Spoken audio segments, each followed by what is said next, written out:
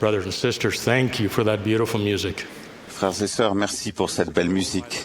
Il y a des années, j'écoutais à la radio l'interview d'un jeune médecin qui travaillait dans un hôpital de la réserve des Indiens Navajo en Arizona, aux États-Unis.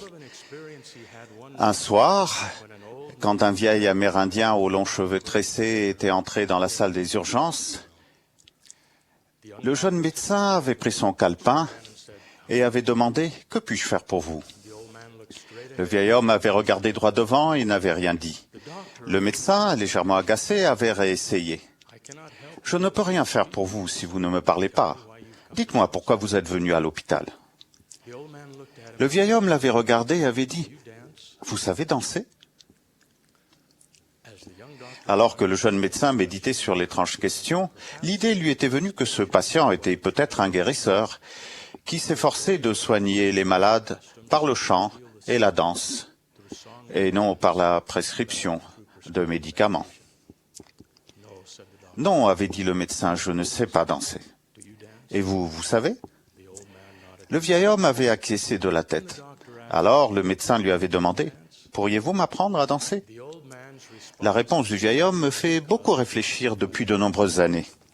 Il avait dit « Je peux vous apprendre à danser, mais il faut que vous entendiez la musique. » Parfois, dans nos foyers, nous réussissons à enseigner les pas de danse, mais nous ne parvenons pas à aider les membres de notre famille à entendre la musique. Et comme le vieux guérisseur le savait bien, il est difficile de danser sans musique. Danser sans musique, c'est maladroit, décevant, gênant même. Avez-vous déjà essayé ? Dans la section 8 des Doctrines et Alliances, le Seigneur enseigne à Joseph Smith et à Oliver Cowdery « Oui, voici, je te le dirai dans ton esprit et dans ton cœur, par le Saint-Esprit qui viendra sur toi et qui demeurera dans ton cœur. » Nous apprenons les pas de danse avec notre intellect, mais nous entendons la musique avec notre cœur. Les pas de danse de l'Évangile sont les choses que nous faisons. La musique de l'Évangile est le sentiment spirituel joyeux qui vient du Saint-Esprit. Il apporte un changement de cœur et est la source de tous les désirs justes. Les pas de danse exigent de la discipline, mais nous ne pouvons goûter la joie durable de la danse que lorsque nous parvenons à entendre la musique. Certains se moquent des membres de l'Église pour ce que nous faisons. C'est compréhensible. Les personnes qui dansent semblent souvent étranges ou maladroites aux yeux de celles qui n'entendent pas la musique. Vous êtes-vous déjà arrêté à un feu rouge à côté d'une voiture dont le chauffeur danse et chante à tue-tête ? Mais vous n'entendez rien, parce que votre vitre est fermée. Étrange, en effet. Si nos enfants apprennent les pas de danse sans apprendre à entendre et à ressentir la belle musique de l'Évangile, au fil du temps, ils trouveront la danse gênante et soit arrêteront de danser, soit, ce qui est presque aussi mauvais, continueront de danser uniquement du fait de la pression qu'exercent les personnes qui dansent autour d'eux. La difficulté pour tous ceux d'entre nous qui cherchent à enseigner l'Évangile est d'étendre le programme d'études au-delà des pas de danse. Le bonheur de nos enfants dépend de leur capacité d'entendre et d'aimer la belle musique de l'Évangile. Comment faire ? D'abord, nous devons maintenir notre vie réglée sur la bonne fréquence spirituelle.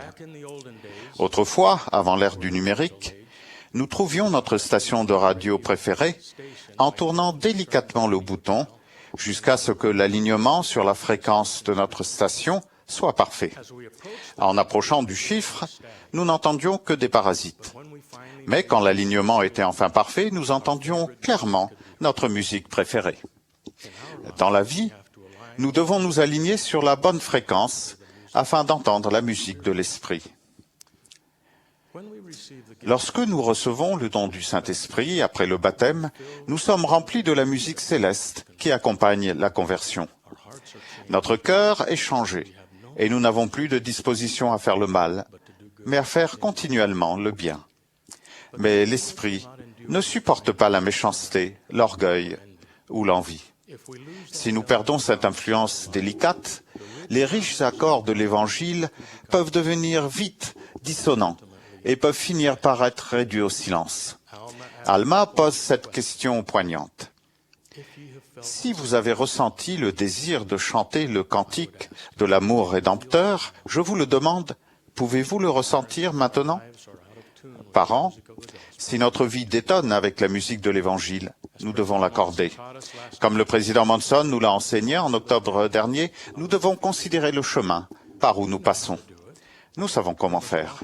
Nous devons suivre le même chemin que celui que nous avons emprunté la première fois que nous avons entendu les accords célestes de la musique de l'Évangile. Nous exerçons la foi au Christ, nous nous repentons, nous prenons la Sainte Seine, nous ressentons plus fortement l'influence du Saint-Esprit. Et la musique de l'Évangile recommence à se faire entendre dans notre vie. Deuxièmement, quand nous-mêmes nous entendons la musique, nous faisons de notre mieux pour la jouer dans notre foyer. Ce n'est pas quelque chose que l'on peut imposer. Aucun pouvoir, aucune influence ne peuvent ou ne devraient être exercés en vertu de la prêtrise ou en vertu du fait que je suis le père ou la mère ou le plus grand, ou celui qui parle le plus fort, autrement que par la persuasion, par la longanimité, par la gentillesse et la douceur, par l'amour sincère et par la bonté. Pourquoi ces attributs produiraient-ils un pouvoir et une influence plus grands dans notre foyer? Parce que ce sont les attributs qui favorisent la présence de l'Esprit, du Saint-Esprit. Ce sont les attributs qui accordent notre cœur à la musique de l'Évangile. Lorsqu'ils sont présents, les pas de danse sont exécutés plus naturellement et plus joyeusement par tous les danseurs de la famille, sans qu'il y ait besoin de menaces ou de contraintes. Lorsque nos enfants sont petits, nous pouvons leur chanter la berceuse de l'amour sincère. Et quand ils sont têtus et refusent d'aller se coucher le soir, nous aurons peut-être besoin de chanter la berceuse de la longanimité. Quand ils sont adolescents, nous pouvons nous déconnecter de la cacophonie des disputes et des menaces et au contraire jouer la belle musique de la persuasion et peut-être chanter le deuxième couplet de la berceuse de la longanimité. Les parents peuvent jouer en parfaite harmonie les attributs jumeaux que sont la gentillesse et la douceur. Nous pouvons inviter nos enfants à chanter en chœur avec nous, tandis que nous faisons preuve de gentillesse à l'égard d'un voisin qui est dans le besoin. Cela ne va pas arriver tout d'un coup. Comme tous les musiciens accomplis le savent, il faut un entraînement diligent pour jouer de la belle musique. Si les premiers efforts pour faire de la musique semblent dissonants, rappelez-vous que la dissonance ne se corrige pas par la critique. La dissonance dans un foyer est comme l'obscurité dans une pièce. Il ne sert pas à grand-chose de la réprimander. On ne peut la remplacer que par l'introduction de la lumière. Alors, si les basses de votre foyer sont trop fortes, ou si les cordes sont un peu trop stridentes, ou si ces impétueux piccolos ne sont pas en harmonie, ou sont incontrôlables, soyez patient. Si vous n'entendez pas la musique de l'Évangile dans votre foyer, souvenez-vous de ces 4 mots. Continuez de vous entraîner. Avec l'aide de Dieu, le jour viendra où la musique de l'Évangile emplira votre foyer d'une joie ineffable. Même si elle est bien jouée, la musique ne résoudra pas tous nos problèmes. Il y aura toujours des crescendo et des décrescendo dans notre vie, des staccato et des legato. Telle est la nature de la vie sur la planète Terre. Mais si nous ajoutons de la musique au pas de danse, les rythmes parfois compliqués du mariage et de la vie de famille ont tendance à se diriger vers un équilibre harmonieux. Même nos problèmes peuvent ajouter une tonalité mélancolique riche et des motifs émouvants.